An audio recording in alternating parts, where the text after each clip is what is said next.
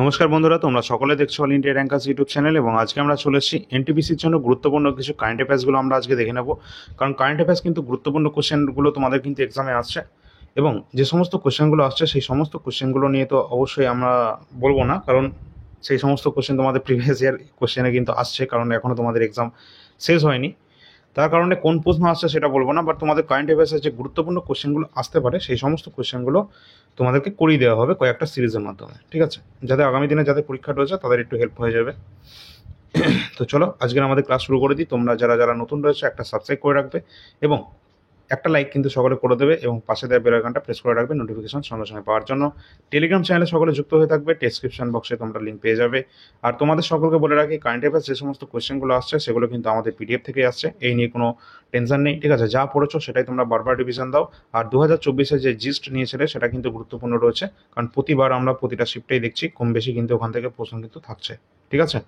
তো অবশ্যই সেটাকে কমপ্লিট করবে, তারপর বাদবাকিগুলো তোমরা পড়বে, ঠিক আছে? সম্পূর্ণ পিডিএফ, এবং যার যেটা প্রয়োজন রয়েছে, এই যে পিডিএফগুলো রয়েছে আমাদের, সেই পিডিএফগুলো কিন্তু কারেন্ট অ্যাফেয়ার্সে, যেটা তোমরা 2024-এরটা পেয়ে যাবে 80 টাকায়। এখনই পর্যন্ত সংগ্রহ করে না থাকলে তাড়াতাড়ি করে নাও, ঠিক আছে? সামনে আমাদের এক্সাম রয়েছে পরপর।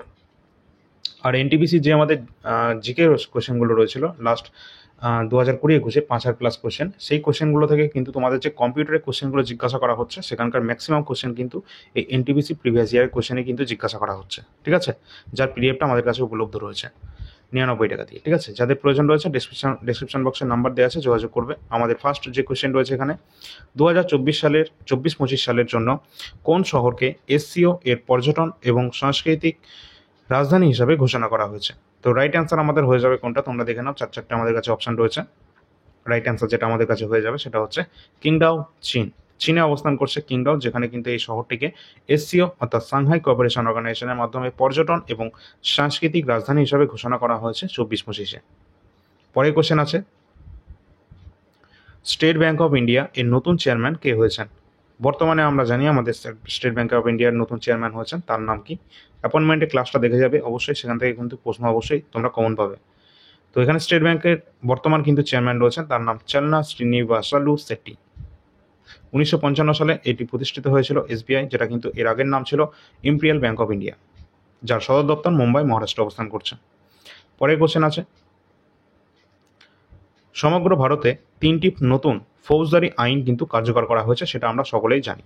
সেটা কত তারিখ থেকে কার্যকর করা হয়েছে? গুরুত্বপূর্ণ কোশ্চেন, কারণ এটা কিন্তু বহু পুরনো যে লগুলো ছিল সেগুলো কিন্তু পাল্টানো হয়েছে, তিনটে ফৌজদারি আইন। এবং কোশ্চেন যদি কঠিন করা হয় তোমাদের কিন্তু এখানে এই ধরনের কোশ্চেনে কিন্তু জিজ্ঞাসা করা হবে যে ডাইরেক্ট, যে তোমাদের ডেট হিসাবে জিজ্ঞাসা করবে কোন ডেটে এটা কার্যকর করা হয়েছিল। তো রাইট অ্যান্সার যেটা হবে সেটা কিন্তু 1 জুলাই 2024 সালে কিন্তু এটা আমাদের ভারতে কিন্তু আনা হয়েছিল, যে নতুন 3 ধরনের ফৌজদারি আইন। সেই আইনগুলো কী কী রয়েছে একটু আমরা দেখে নিই।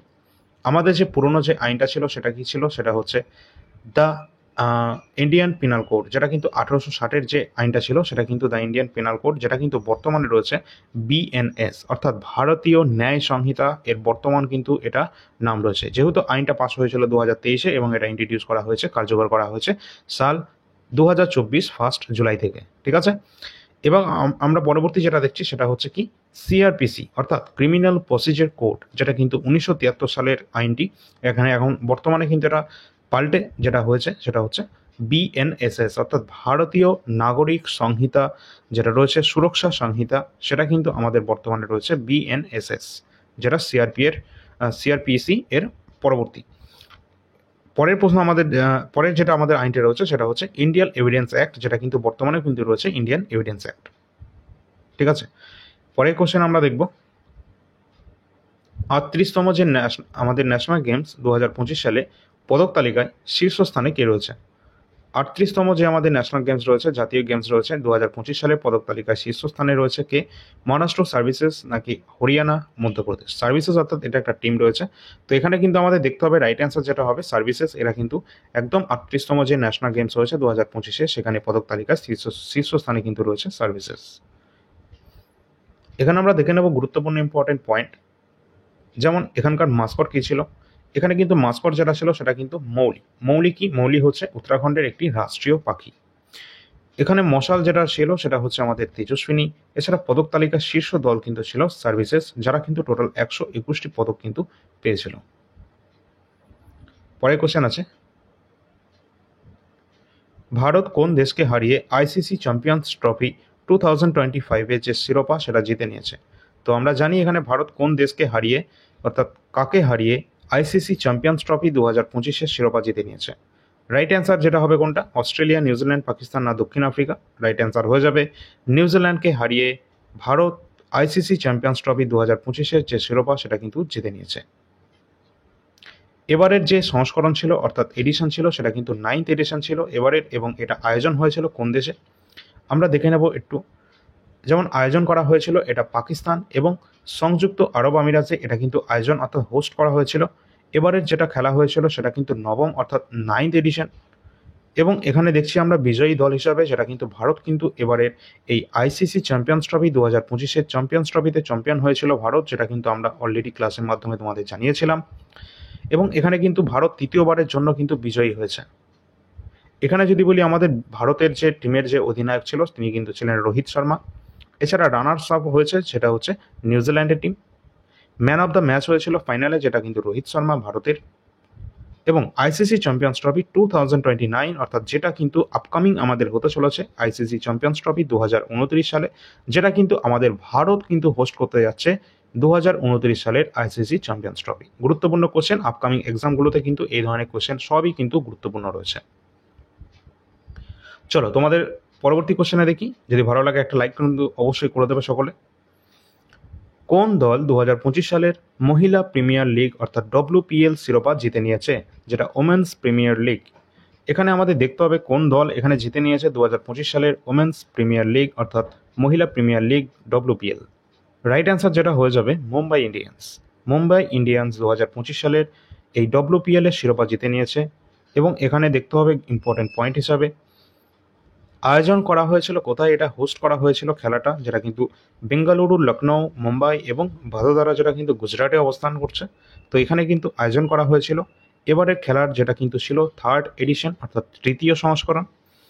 এবং এখানে বিজয়ী দল হিসাবে তারা কিন্তু হয়েছে, যেটা কিন্তু মুম্বাই ইন্ডিয়ান্স, যার ক্যাপ্টেন অর্থাৎ অধিনায়ক ছিলেন হরমনপ্রীত কৌর, তিনি কিন্তু ছিলেন এই টিমের ক্যাপ্টেন।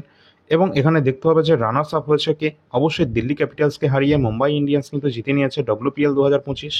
ম্যাচের সেরা খেলোয়াড় ফাইনালে কিন্তু ছিলেন তিনি কি, হরমনপ্রীত কৌর, তিনি কিন্তু এখানে ম্যাচের সেরা খেলোয়াড় ছিলেন। এবং টাইটেল স্পন্সর কে ছিলেন, অবশ্যই টাটা গ্রুপ। পরবর্তী কোয়েশ্চেন আমরা দেখব, সাল 2025 সালের কাবাডি বিশ্বকাপে মহিলা এবং পুরুষদের শিরোপা কে জিতেছেন? তো 2025 সালের কাবাডি বিশ্বকাপে পুরুষ এবং মহিলাদের শিরোপা জিতে নিয়েছেন জাপান, ভারত, ইরান না ইংল্যান্ড? রাইট অ্যান্সার যেটা হয়ে যাবে আমাদের ভারত কিন্তু এখানে জিতে নিয়েছে পুরুষ এবং মহিলাদের শিরোপা। ইম্পর্টেন্ট পয়েন্ট হিসেবে আমাদের দেখতে হবে যে এখানকার যে সংস্করণ হয়েছিল এডিশন, কত নম্বর এডিশন, যেটা কিন্তু 2nd এডিশন হয়েছিল। এবং এখানে বিজয়ী হিসাবে কিন্তু ভারত পুরুষ এবং মহিলা বিভাগে দুই ক্ষেত্রে কিন্তু বিজয়ী হয়েছে। কাবাডি বিশ্বকাপ 2025-এ ভারত জয়লাভ করেছে পুরুষ এবং মহিলা দুই বিভাগেই, এবং রানার্স আপ কিন্তু দুই বিভাগেই যেটা হয়েছে সেটা কিন্তু ইংল্যান্ড। পরের কোশ্চেন আছে, সম্প্রতি কে মিস ওয়ার্ল্ড 2025-এর খেতাব জিতে নিয়েছেন? তো মিস ওয়ার্ল্ড 2025-এর খেতাব জয়লাভ করেছেন কে আছে? রাইট অ্যান্সার হয়ে যাবে অবশ্যই এখানকার অপশনের মধ্যে সুচেতা চুয়াংশ্রী, যিনি কিন্তু থাইল্যান্ড থেকে, এবং তিনি কিন্তু 2025-এর মিস ওয়ার্ল্ড যে খেতাব তিনি কিন্তু এটা জিতে নিয়েছেন। এবং এর আগের দিনে যে ক্লাসটা নিয়েছিলাম সেখান থেকে কিন্তু গুরুত্বপূর্ণ কোশ্চেনগুলো ছিল, অবশ্যই তোমরা দেখে রাখবে যারা যারা দেখোনি, ওখান থেকে প্রশ্ন কিন্তু আসছে। হ্যাঁ, আচ্ছা, পরের কোশ্চেন, সংস্করণ। এখানকার যে সংস্করণ যে এডিশনটা ছিল সেটা কিন্তু 72 এডিশন, এবং এখানে যে স্থানে হয়েছিল সেটা কিন্তু ভারতের হায়দ্রাবাদে কিন্তু এটা হয়েছিল। কোনটার কথা বলছি, যেটা কিন্তু অবশ্যই আমাদের মিস ওয়ার্ল্ড 2025, ঠিক আছে? তো এখানে আমাদের দেখতে হবে ভারতের প্রতিনিধি হিসাবে আমাদের যিনি পার্টিসিপেট করেছিলেন তার নাম নন্দিনী গুপ্তা, তিনি কিন্তু এখানে তোমাদের 40 নম্বর পজিশনে কিন্তু তিনি ছিলেন। পরের পয়েন্টে আমরা দেখব 71তম যে মিস ওয়ার্ল্ড ক্রিস্টিনা পিসকোভা, তিনি কিন্তু চেক রিপাবলিক থেকে তিনি কিন্তু ছিলেন, যিনি কিন্তু জয়লাভ করেছিলেন এর আগেরটা। পরের কোশ্চেন, আর এটা হচ্ছে 72তম এডিশন। সম্প্রতি ভারতের প্রথম সম্পূর্ণ সৌরশক্তি চালিত কোন জেলাটি এখানে হয়ে উঠেছে? সম্পূর্ণ সৌরশক্তি চালিত জেলা হয়ে উঠেছে কোনটি? ভারতের প্রথম। তো অপশান আমাদের কাছে চার চারটে রয়েছে, আমাদের রাইট অ্যান্সার যেটা হবে কোনটা? অবশ্যই দিউ, অর্থাৎ দাদরা নগর হাভেলি দমন দিউ এখানে কিন্তু প্রথম সৌরশক্তি চালিত জেলা হয়ে উঠেছে। পরবর্তী পয়েন্টে আমরা দেখে নেব যে এই দাদরা ও নগর হাভেলি এবং দমন দিউ যে কেন্দ্রশাসিত অঞ্চলের দিউ জেলা ভারতের প্রথম জেলা হয়ে উঠেছে যেখানে সৌরশক্তি চালিত সম্পূর্ণরূপে বিদ্যুৎ চাহিদা কিন্তু পূরণ করা হয়েছে। পরবর্তী কোশ্চেনে যাওয়ার আগে তোমাদের বলে রাখি, এটা হচ্ছে 5000+ কোশ্চেন, এনটিপিসি গ্র্যাজুয়েট এবং আন্ডার গ্র্যাজুয়েটের কমন এক্সাম হয়েছিল সিবিটি 1, সেই সমস্ত কোশ্চেন অ্যান্সার যেখানে 133টা শিফট এক্সামটা হয়েছিল এবং 5000+ কিন্তু জিকে কোশ্চেন রয়েছে এই সম্পূর্ণ পিডিএফ এর মধ্যে। তো তোমাদের যাদের প্রয়োজন রয়েছে তোমরা কিন্তু আগে এটা কমপ্লিট করে নাও, কারণ এখান থেকে কিন্তু আমরা প্রশ্ন দেখতে পাচ্ছি আমাদের যে সমস্ত এক্সামগুলো চলছে গ্র্যাজুয়েট লেভেল এনটিপিসি। অবশ্যই তোমরা কিন্তু এগুলো স্কিপ করে যাবে না, কারণ এখানকার গুরুত্বপূর্ণ কোশ্চেন অ্যান্সারগুলো কিন্তু বারবার রিপিট হবে এবং হচ্ছে। আগামী দিনে যারা এনটিপিসি গ্র্যাজুয়েট লেভেল এক্সাম দিতে যাচ্ছ তাদের জন্য কিন্তু মোস্ট ইম্পর্টেন্ট হতে যাচ্ছে এটা, কারণ তোমাদের হাতে টাইমও আছে এবং যাদের কাছে পিডিএফ নেই তাদেরকে পিডিএফ নেওয়ার জন্য অবশ্যই তোমাদের সকলকে বলছি, কারণ এখানে কিন্তু 99 টাকা দিয়ে তোমরা যে পিডিএফটা পাচ্ছ অবশ্যই কিন্তু তোমাদের দেখে নেবে এখানে কিন্তু 133টা কিন্তু শিফট রয়েছে, অর্থাৎ 1 টাকা করে ধরলেও 133 টাকা, কিন্তু আমরা সেই জায়গায় তোমাদের 99-এ কিন্তু দিয়ে দিচ্ছি, যেখানে 5000+ কিন্তু সবই প্রিভিয়াস ইয়ার কোশ্চেন। আর এখান থেকে এক এক নম্বরে কিন্তু আমাদের প্রচুর কিন্তু দাম রয়েছে, তার জন্য তোমাদের কিন্তু বলছি এখান থেকে প্রশ্ন আসছে, এটা কিন্তু তোমাদের কাছে কোনো রকমভাবে মানে মিস করা যাবে না এটা, ঠিক আছে? গ্র্যাজুয়েট লেভেল যাদের স্টুডেন্ট রয়েছে তাদেরকে বলছি তোমরা যারা যারা এখনো পর্যন্ত নাও নি এটা, বা তোমাদের হাতে যদি 1 সপ্তাহ বেশি সময় থাকে তাহলে কিন্তু তোমরা এটা নেবে, না হলে নেওয়ার প্রয়োজন নেই, কারণ কিন্তু তোমাদের এখান থেকে প্রশ্ন আসছে। আর যদি তোমাদের হাতে মোটামুটি 1 সপ্তাহ মতো টাইম থাকে তাহলে তোমরা কিন্তু এটা শেষ করতে পারবে, তার কারণ এখানে অনেকগুলো কোশ্চেন রয়েছে, 5000+ কিন্তু কোশ্চেন কিন্তু কম সংখ্যা নয়, ঠিক আছে? তো এই নাম্বারটা রয়েছে, এই নাম্বারে তোমরা যোগাযোগ করবে, 99 পে করে তোমরা কিন্তু 99 টাকা দিয়ে 5000+ জিকে কোশ্চেন পেয়ে যাবে, সবই এনটিপিসি গ্র্যাজুয়েট এবং আন্ডার গ্র্যাজুয়েট লেভেলে আসা কোশ্চেন। এখানে আমরা দেখতে পাচ্ছি গুরুত্বপূর্ণ কারেন্ট অ্যাফেয়ার্স 2024-এর জিস্ট, যেটা কিন্তু অত্যন্ত গুরুত্বপূর্ণ রয়েছে, 50টা পেজের মধ্যে কমপ্লিট করা রয়েছে, এটা জিস্ট রয়েছে। আর এটা মোস্ট ইম্পর্টেন্ট রয়েছে, কারণ যে সমস্ত এক্সামগুলো আমাদের চলছে, এই যে কদিন এক্সাম হয়েছে আমাদের, সেই সমস্ত এক্সামে কিন্তু অলরেডি কিন্তু যে সমস্ত কোয়েশ্চেন কম বেশি কিন্তু এই পিডিএফ থেকে কিন্তু চলে এসছে। সুতরাং 2024-এর যে আমাদের কারেন্ট অ্যাফেয়ার্স জানুয়ারি থেকে ডিসেম্বরের টোটাল আমাদের 1200+ কোয়েশ্চেন তো আছেই, তার সাথে এক্সট্রা আছে হচ্ছে এই জিস্ট, যেটা মোস্ট ইম্পর্টেন্ট রয়েছে, 50টা পেজের মধ্যে কমপ্লিট করা রয়েছে। তাহলে কিন্তু তোমরা তো টোটাল পেয়ে যাচ্ছ প্রতি মাসে টপ 100 অর্থাৎ 1200 কোশ্চেন, তার সাথে এই 50টা পেজের জিস্ট, যেটা মোস্ট ইম্পর্টেন্ট রয়েছে। 80 টাকার মধ্যে তোমরা কমপ্লিট 2024-এর কারেন্ট অ্যাফেয়ার্স পেয়ে যাচ্ছ। আর এইখান থেকেই কিন্তু পরীক্ষায় কিন্তু প্রশ্ন আসছে। আর তোমাদের যদি 2025-এরও কথা বলি, তাহলে কিন্তু তোমাদের দেখতে হবে মোটামুটি মার্চ এপ্রিল পর্যন্ত 2025-এ কারেন্ট অ্যাফেয়ার্স কিন্তু তোমাদের টাচ করছে, ঠিক আছে? তো এনটিপিসি অর্থাৎ রেলওয়ে কিন্তু একদম কারেন্ট অ্যাফেয়ার্স কিন্তু তোমাদের 2 মাস 1 মাস আগেও কিন্তু জিজ্ঞাসা করে নিচ্ছে, সুতরাং কোনোটাই স্কিপ করা যাবে না। তোমাদের যদি প্রয়োজন রয়েছে, তোমাদের যদি না থেকে থাকে, তাহলে কিন্তু এটাকেও ছাড়বে না। এটা 2025-এর এমন একটা কারেন্ট অ্যাফেয়ার্স তোমাদের রেডি করা হচ্ছে, যেটা কিন্তু তোমাদের প্রিলি থেকে মেন্স লেভেল পর্যন্ত কিন্তু এটা কিন্তু তোমাদের গুরুত্বপূর্ণ রোল প্লে করছে।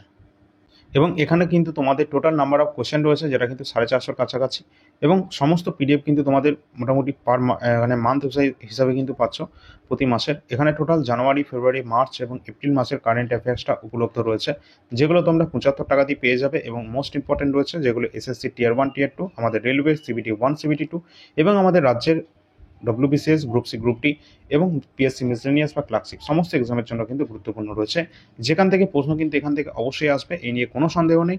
আর এখানে কিন্তু পার মান্থ যদি আমরা 20 টাকা করে তোমরা যদি বলি, তো অবশ্যই কিন্তু এর কম কোথাও কিন্তু তোমরা পাবে না, অবশ্যই দেখে নেবে। আর এখান থেকে কিন্তু রেকর্ড কিন্তু তোমরা কমন পেতে যাচ্ছ। সুতরাং আমাদের কাছে যে সমস্ত পিডিএফ যেগুলো অ্যাভেলেবেল রয়েছে সেগুলো সবই আমাদের প্রিভিয়াস ইয়ার কোশ্চেন, কোনোটাই আমাদের নিজের নয়। এখানে যেটা রয়েছে কারেন্ট অ্যাফেয়ার্সের কোশ্চেনগুলো, এগুলো কিন্তু আমাদের নিজের রয়েছে, যেখান থেকে প্রশ্ন আসছে, এবং অবশ্যই কিন্তু তোমরা এটা নিয়ে রাখবে, কারণ এখান থেকে প্রশ্ন কিন্তু অবশ্যই আসবে, ঠিক আছে? আমরা আগেও কিন্তু এসএসসি বা রেলের এক্সামে কিন্তু কমন দিয়ে এসেছিলাম, এবং আমাদের এই সমস্ত এক্সামে কিন্তু আমরা দেখতে পাচ্ছি অনেক প্রশ্ন কিন্তু আসছে, যেটা কিন্তু স্টুডেন্টরাই বলছে। এবং তোমরা কিন্তু দেখে রাখবে যেটা কিন্তু আরপিএফ এসআই 2024, যেখানে কিন্তু সম্প্রতি আমাদের এক্সামটা হয়েছিল, যেখানে 55টা পেজের মধ্যে 35 টাকার মধ্যে তোমরা পেয়ে যাবে সাবজেক্ট ওয়াইজ, কিন্তু এখানে ভিত্তিক কিন্তু এখানে তোমাদের রেডি করা রয়েছে আরপিএফ এসআই 2024-এর প্রিভিয়াস ইয়ার কোশ্চেনগুলো। আর এখান থেকে যদি বলি প্রশ্ন কি আসছে তোমাদের এনটিপিসি গ্র্যাজুয়েট লেভেলে, হ্যাঁ প্রশ্ন কিন্তু এসেছে। মোটামুটি এখান থেকে এখনো পর্যন্ত যেটুকু আপডেট আছে 7টার কাছাকাছি টোটাল যে কটা শিফট হয়েছে এখনো পর্যন্ত 7টা প্রশ্ন কিন্তু এই পিডিএফ থেকে এসেছে, যেটা সম্প্রতি পেপার, ঠিক আছে। আর বায়োলজি প্রিভিয়াস ইয়ার কোশ্চেন অবশ্যই এটা কিন্তু তোমরা নিয়ে নেবে যাদের প্রয়োজন রয়েছে, বিশেষ করে আরপিএফ ঠিক না, যেখানে কিন্তু তোমাদের সায়েন্সের পোর্শন বেশি আছে, যেমন হচ্ছে তোমাদের এলপি টেকনিশিয়ান রয়েছে এবং গ্রুপ ডি এক্সাম যাদের রয়েছে।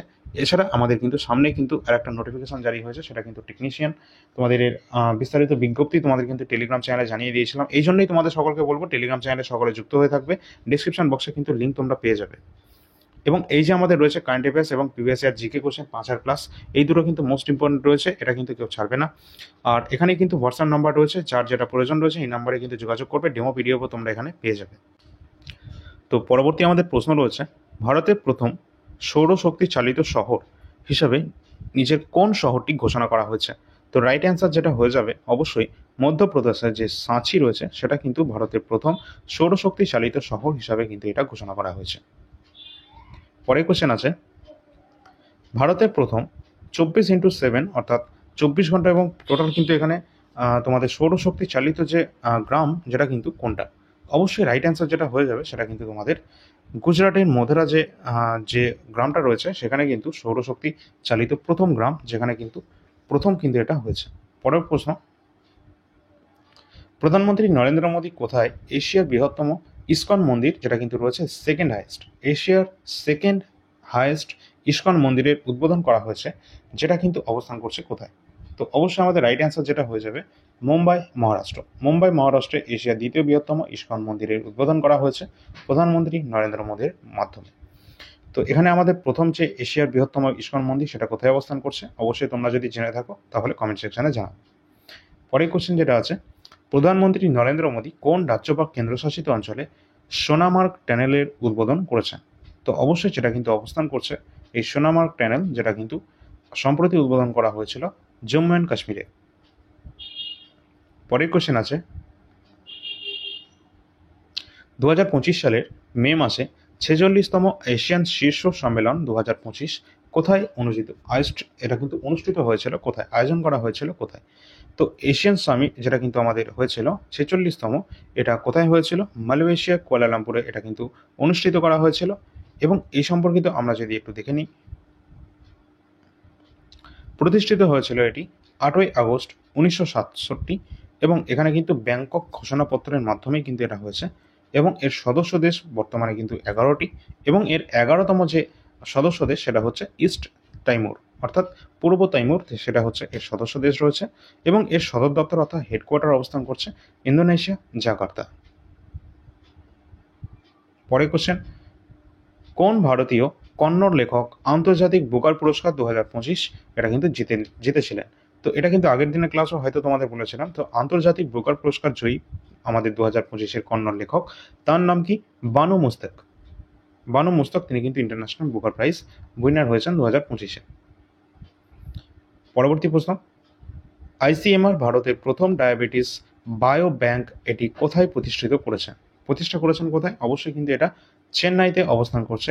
আইসিএমআর এর প্রথম ডায়াবেটিক্স বায়ো ব্যাংক এটা কিন্তু প্রতিষ্ঠা করা হয়েছে চেন্নাইতে। পরের কোশ্চেন, সম্প্রতি বিখ্যাত তবলাবাদক এর মৃত্যু হয়েছে, আমরা সকলেই জানি যে 2024-এ তিনি কিন্তু মারা যান। তার নাম ওস্তাদ জাকির হোসেন, তিনি কিন্তু মারা গেছেন এবং তিনি কোন পদ্ম পুরস্কারে ভূষিত হয়েছেন?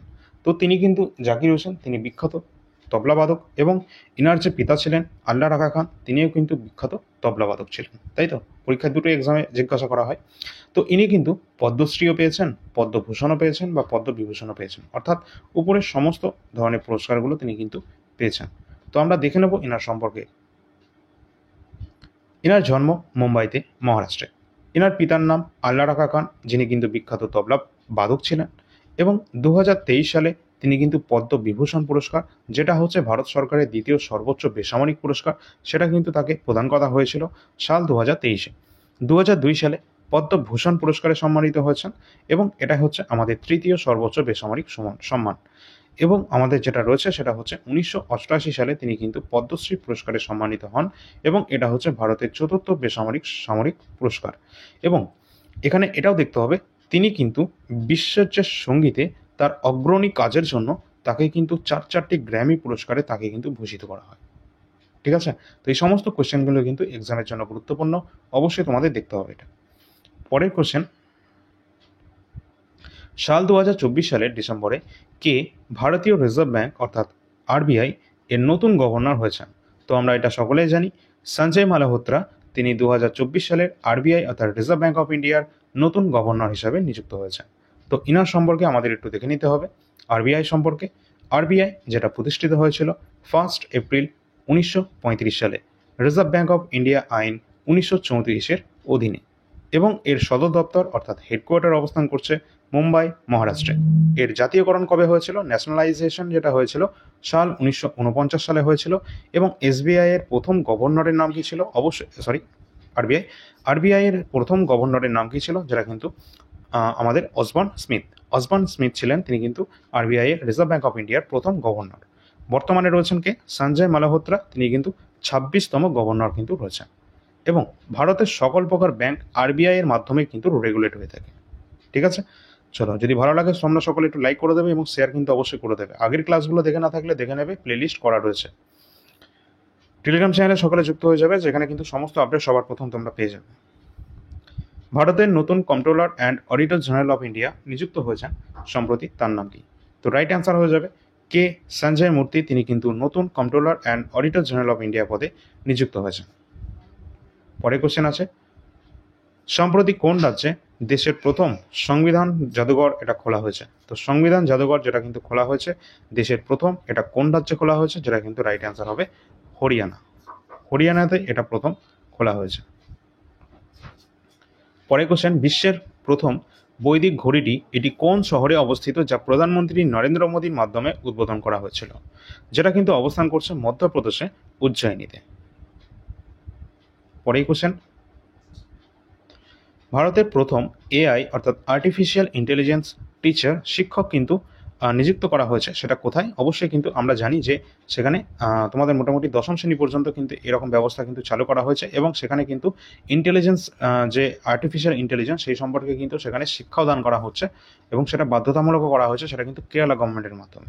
এবং এখানে আমরা এই কেরালাতেই কিন্তু দেখতে পাচ্ছি যেটা কিন্তু রয়েছে আইরিস, যে একজন ম্যাডাম রয়েছে, যিনি হচ্ছেন একজন এআই এর মাধ্যমে কিন্তু তৈরি করা, এবং তিনি কিন্তু সেই হিসাবে তিনি কিন্তু শিক্ষা প্রদান করছেন সেই স্কুলে।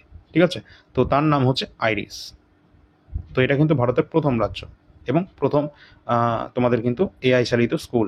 ঠিক আছে, আচ্ছা, পরে কোশ্চেন, বিশ্বের প্রথম চিকনগুনিয়া টিকা কোন দেশ কর্তৃক এটা অনুমোদন করা হয়েছে? যেটা কিন্তু চিকনগুনিয়ার টিকা কোন দেশের মাধ্যমে এটা অনুমোদিত হয়েছে? আমেরিকার মাধ্যমে।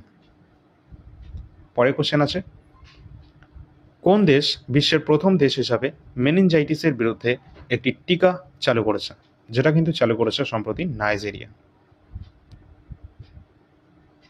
তো এই পর্যন্ত আমাদের গুরুত্বপূর্ণ কোশ্চেন অ্যান্সারগুলো ছিল। যদি তোমাদের ভালো লাগে অবশ্যই তোমরা একটু লাইক করে দেবে, কারণ এগুলো সবই কিন্তু আমাদের আপকামিং এক্সামের জন্য গুরুত্বপূর্ণ রয়েছে, এবং এর পরবর্তী পার্টও আসবে। আমরা দেখব যে কোন কোন গুরুত্বপূর্ণ কোশ্চেন এখনও তোমাদের রয়েছে যেগুলো আমাদের এক্সামের জন্য গুরুত্বপূর্ণ হতে পারে। ঠিক আছে, অবশ্যই সেই সমস্ত কোশ্চেন অ্যান্সারগুলো তোমরা পেয়ে যাবে। অবশ্যই চ্যানেলটা সাবস্ক্রাইব করে না থাকলে এখনই করে নাও, এবং পাশে দেওয়া বেল আইকনটা প্রেস করে রাখবে। এছাড়া এই টেলিগ্রাম চ্যানেলে যুক্ত হয়ে থাকবে। এছাড়া এআইআর একাডেমি ইউটিউব চ্যানেল রয়েছে, এটাও তোমরা সাবস্ক্রাইব করে রাখবে। এখানেও কিন্তু তোমরা ভবিষ্যতে অনেক কিছু পেতে চলেছ। তো এখানে আমাদের হোয়াটসঅ্যাপ নাম্বার আছে, এই নাম্বারে তোমরা যোগাযোগ করবে যে কোনো পিডিএফের জন্য, এবং ডেমো পিডিএফ তোমরা এখানেই দেখতে পাবে। যার যেটা প্রয়োজন রয়েছে দেখে নেবে। এসএসসি জিডি 2026 যারা কিন্তু আমাদের সামনে আমাদের নোটিফিকেশন বের হতে যাচ্ছে, তো অবশ্যই কিন্তু এটা 2024-এর যে জিকেগুলো রয়েছে সেটা তোমরা নিয়ে কমপ্লিট করতে পারো, এবং 2025-এরটা খুব তাড়াতাড়ি তোমরা পেয়ে যাবে, যেটা সাবজেক্ট ওয়াইজ পাবে জিকে কোশ্চেন। ঠিক আছে, তো যার যেটা প্রয়োজন রয়েছে সেটা তোমরা দেখে নেবে। তো চলো পরবর্তী ক্লাস নিয়ে আসছি। ধন্যবাদ।